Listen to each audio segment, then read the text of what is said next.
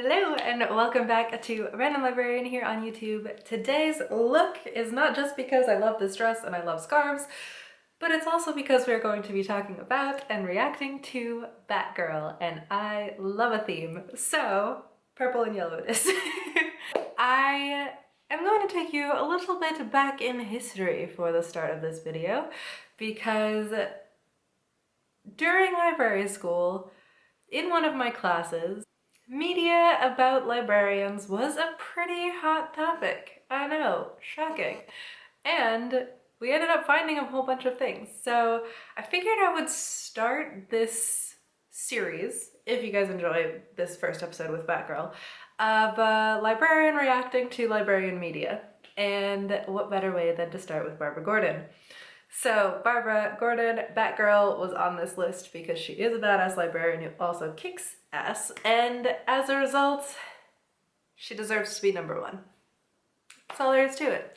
And this particular thing we're going to be reacting to is from the most camp decade of superhero media, in my personal opinion, and that is the 1960s. So from the research I've been doing into this specific clip that we're going to be watching together, it is a promotional short that was shown to ABC because the Batman show of the 1967 is when this particular episode aired, so like the few years before that, late 60s, mid 60s, whatever you want to call it.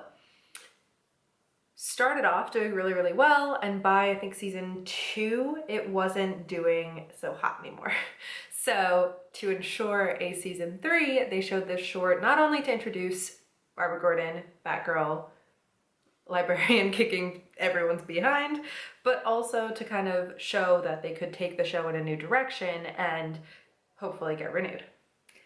And this episode, the villain was the Killer Moth, who never actually appeared in television because this short is kind of considered a lost episode.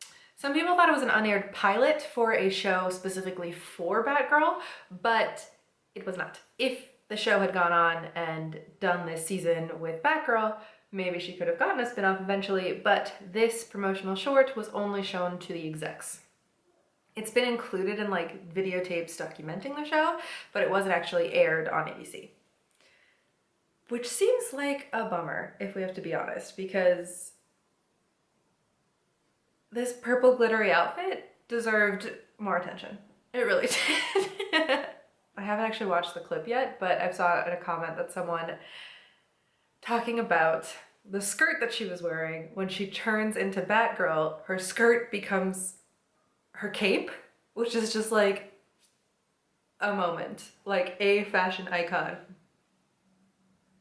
Just well done, Barbara. Oh my gosh. So, I guess without further ado, let's watch it. I found this clip on the Internet Archive, and hopefully the quality isn't too horrendous. I think it's gonna be, but what can you do? Gotham City, like any other large metropolis, abounds in girls of all shapes and sizes. Debutantes. Abounds in girls of all shapes and sizes. And the way he says debutante, oh gosh. Although there are some real fashion moments happening on the screen right now, and Barbara hasn't even shown up yet. I'm gonna try not to stop every 9 seconds, but what an opening! Oh my god! You can really tell it's from the 60s already. Okay, carrying on. Nurses, stenographers, and librarians. Like this librarian in the Gotham City Library, as the closing hour nears, finishing a service for a very... As the closing hour nears, it's like 2 p.m. in this shot. Okay, but anyways, I like that they included librarians in the list of jobs that women were allowed to have, but like, that is not a long list. Okay, carrying on. Barbara's on screen now. We're very excited about this. Distinguished customer, millionaire Bruce Wayne. Here we are, Mr. Wayne. I'm sorry it took so long. This is the only book on the blue monarch heliconius butterfly that's still in print. I'm sorry it took so... Girl, no. I guess maybe you have to, like, apologize for things that you shouldn't need to apologize for in customer service positions a lot. And probably more so if you're with a millionaire, because they're probably not actually secretly, fighting for the greater good. I don't think there are any millionaire Batmans at the moment in reality, so... Okay, I'll give her that one. Fine, apologize if you want to. I certainly appreciate your trouble. You're new here, aren't you? Yes, I just started working here recently. Oh, bless her. If she just started working there recently, then maybe she doesn't know the collection just yet. Okay, I also apologize now because I just started my job. Never mind. I take it back. Sorry, Barbara. Because getting to know the collection, especially if it's like a big collection, like a public library in a city like Gotham would be, since Gotham's equivalent is New York City, and they have so many branch libraries, and the main library is huge. So, okay, that makes sense. I guess she can apologize. Even though she's a superhero at the best. But that's fine. It's all fine. But it isn't as if we're complete strangers, Mr. Wayne. No? I'm Commissioner Gordon's daughter. Oh, yes. He did say that he had a daughter away at college. I'm afraid he's kept you under wraps far too long. Thank you. Wait, was the intention to make her Bruce's love interest? Because, like, I don't like that. Unless that's, like, millionaire flirting, weird cover identity bullshit. But, like, I'm not a fan of this. They should not have chemistry. Ooh. Isn't that your youthful ward, Dick Grayson, talking to the gentleman at the table? Yes? The gentleman at the table. Your youthful boy, Dick Grayson. I see why people stopped liking the show. The writing is interesting. Yes, it is. And the other gentleman is my millionaire friend, Roger Montrose. Again with the writing, I'm sorry not to be a nitpick, but my millionaire friend. No, you don't have to tell people how much money someone has before you introduce them. I think surely that would have been weird even in the 60s, no? The famous explorer and met the doctor? I'm checking out this book to prove a point to him. Well, thank you very much. And good night. Good night, Mr. Wayne. Oh, that Mr. Wayne. So handsome. Oh, the cards. Oh, the cards. oh, the days of old in libraries. Amazing, amazing. So rich. Yes, Agnes, and he's a bachelor. Here it is, Roger. If we're gonna kidnap a millionaire, kill him off, why not Bruce Wayne? He's standing right there. Are they just like casually wearing their villain suits in public and Batman didn't notice? Like, of course the librarian is just not going to be fazed by that. People do whatever they want in public libraries, but Batman? And they're like 5 feet away from him. He could surely hear this conversation. Bruce Wayne. He's too good a friend of Batman. He's too good a friend of Batman. The other millionaire sitting at that table. Roger Montrose. Good night, Mr. Montrose. Good night, Dick. Good night, Roger. Bruce, better luck next time. Good night, Roger. Bruce, better luck next time. Those 4 men. Yes, the killer moth is men. Okay, good. He did notice. Never mind. With their beady eyes on Mr. Montrose. I think Batman and Robin are needed here on the double.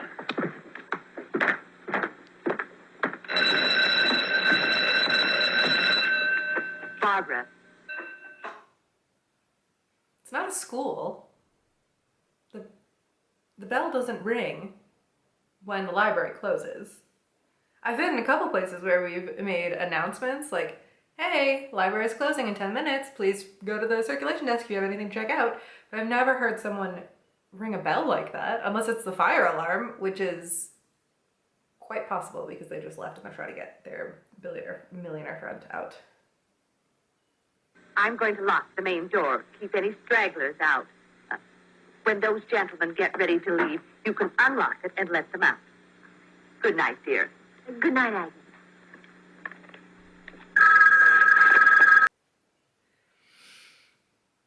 That is really weird to me. We don't lock patrons inside the library. That's not something that ever happens. And also, leaving the new person as the only one on site is like not super nice. It happens a lot, but this is possibly the worst time that she could be left alone at the library if she were anyone other than Barbara Gordon. Interesting. I don't like her supervisor. Her supervisor doesn't seem very supportive. Gotham City Librarian, Miss Gordon speaking. You stood me up at dinner again tonight. Oh, I'm sorry. I should have called, but I've been so busy. I'm going to have to work late tonight, too. Well, how about tomorrow night? It's a definite date. Bye, handsome.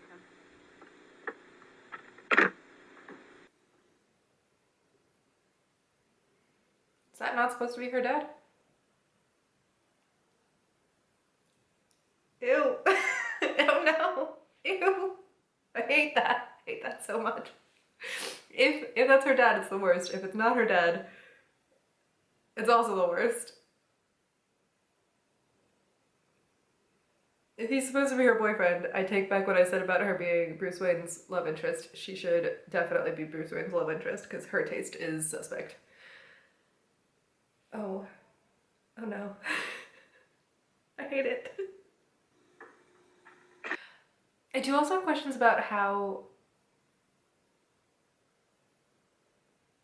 her job was working, because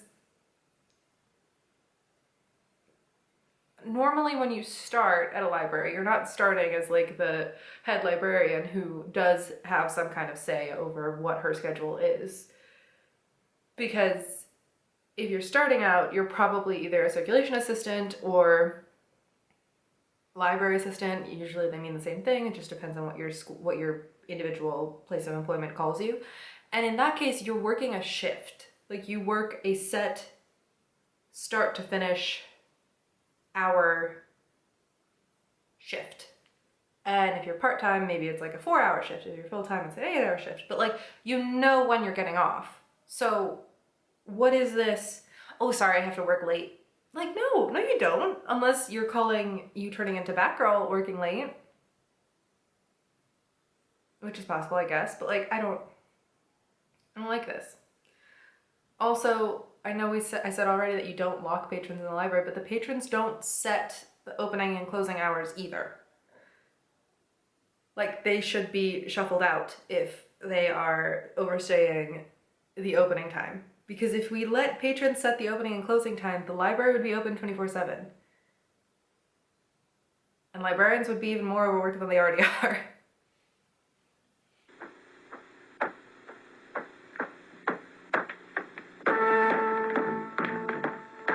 Okay, you handle Montrose while I lock up the girl.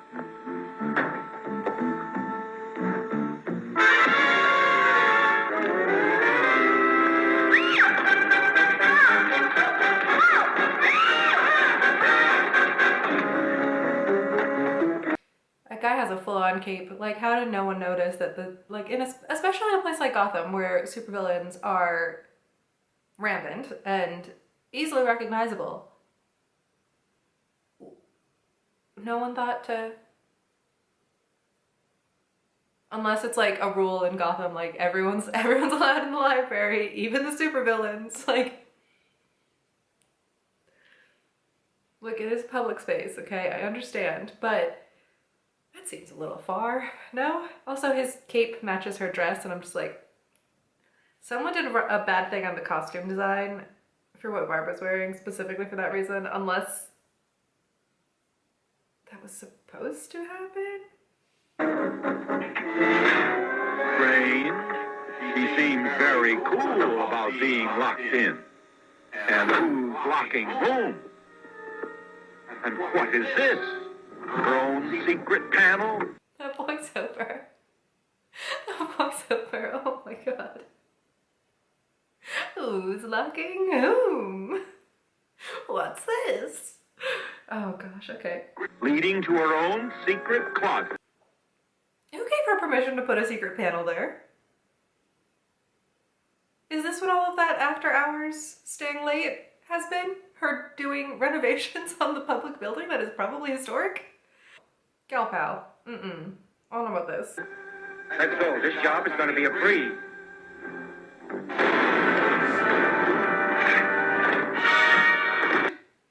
That little hop! That little hop was so cute! The dynamic duo. Lucky you thought you reloaded the bat lockbreaker ray. Brace yourself. Right, Batman. Not long ago, there were caterpillars. The bow on screen. They really like that yellow too. That yellow also matches the cape on Barb's outfit, so I kind of get it now.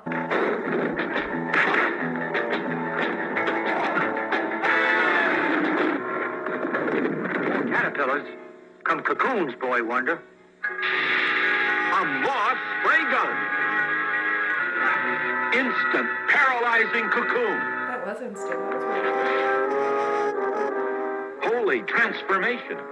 1 minute, plain Barbara Gordon, librarian and Commissioner Gordon's daughter. And the next minute, something new has been added. Batgirl, modeled after her idol, Bat. Okay, that cape move was so smooth. Like, amazing. Is she just constantly wearing her suit under her librarian outfits? Except for the pants, I guess. She would have had to put those on underneath before taking off the skirt, especially in the 60s. But also just take a minute to just take in the glittery purple outfit. It's stellar. Man, ready for this crucial moment, and off to make her first foray in her own beautiful, beguiling way through her secret exit. In her own beautiful, beguiling way. Yeah, the not beautiful, beguiling duo are currently very tied up in a sticky situation. And they're gonna say that, oh, what she's doing is beautiful and beguiling, and therefore kind of seems like he's putting it down. They're in deep shit. She's about to save the day. I don't like this voiceover guy. I don't like it at all. You insidious insect. Our disguised and now Titian-haired beauty makes a smashing entrance. Holy apparition! No, Boy Wonder, I'm Batgirl. You are no longer alone, Cape Crusaders.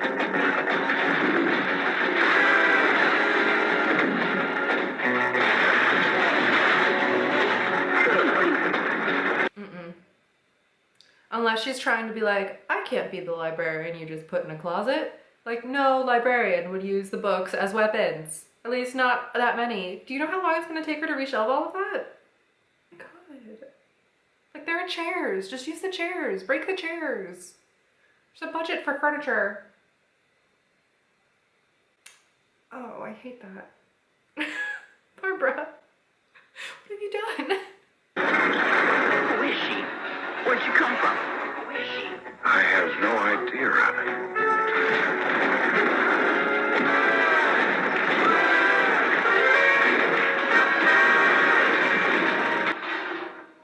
Not the bookcase. I'm glad she used the globe at least as a weapon. That's a smart move. But like the bookcase? Now, to get you out of those silk straitjackets. Holy vanity case. What kind of powder her nose? Correction, Boy Wonder. Holy vanity case. I know I'm just like repeating some of the stuff that they say, but I think that is all of the discussion on what they're saying that needs to be said, because it's not great. It's my electronic Batgirl compact with a laser beam, which will destroy anything. It kind of makes her seem like a villain. They're very lucky that she did not just destroy them.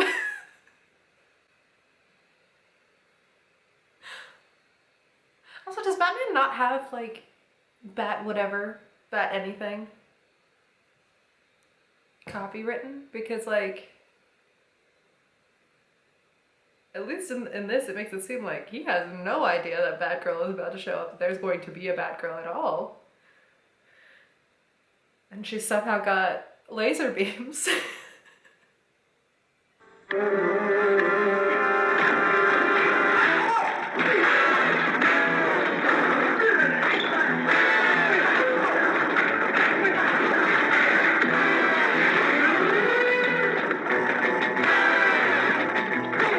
Okay, I did greatly enjoy the fact that she used the circulation desk as part of her fighting, but then she's just gonna sit there with her legs crossed? Leave the saving of the world to the guys? I don't think so. With delightful dynamic destruction. Which couldn't have been accomplished without you. Good job. Yes, give her credit. Credit is due there. Who are you, really? Come now, Batman. Have you ever revealed your true identity? Mine must be kept as secret as yours. Of course. Understood. Excuse me. Owen, call Commissioner Gordon. Tell him that we foiled Killer Moth and his Mothman. Thanks to this lovely... She's gone!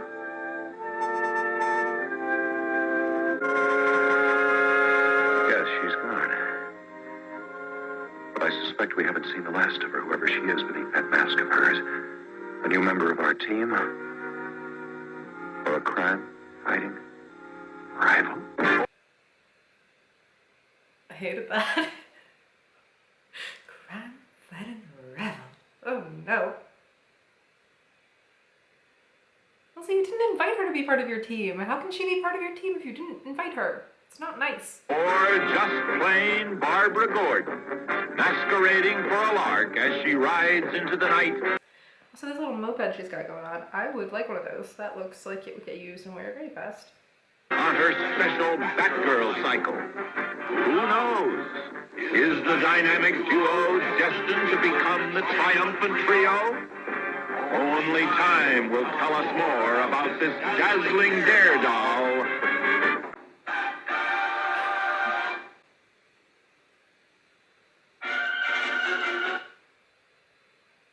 Oh my goodness.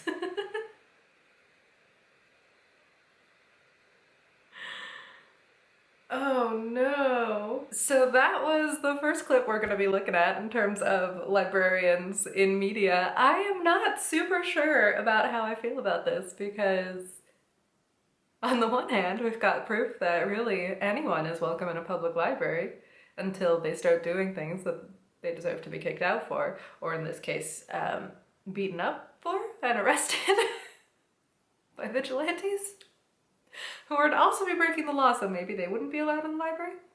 Big questions that I've never thought to pose to myself before. And I've got some real questions about if there are protections in place for library workers in Gotham, because her job situation seems to be kind of toxic. And yeah, I mean, I do wish that this went on to be more, because I have a lot of questions and a lot of oh no's that were raised as part of this almost 8-minute clip that could have been answered maybe if they had given this series and Barbara Gordon more screen time. But this is very much something that is a reflection of its time, I think is how I would put it. Especially when it comes to that voiceover. Wow. Anyways, I hope you enjoyed this quick little video and that you want to see more of me reacting to librarians in media.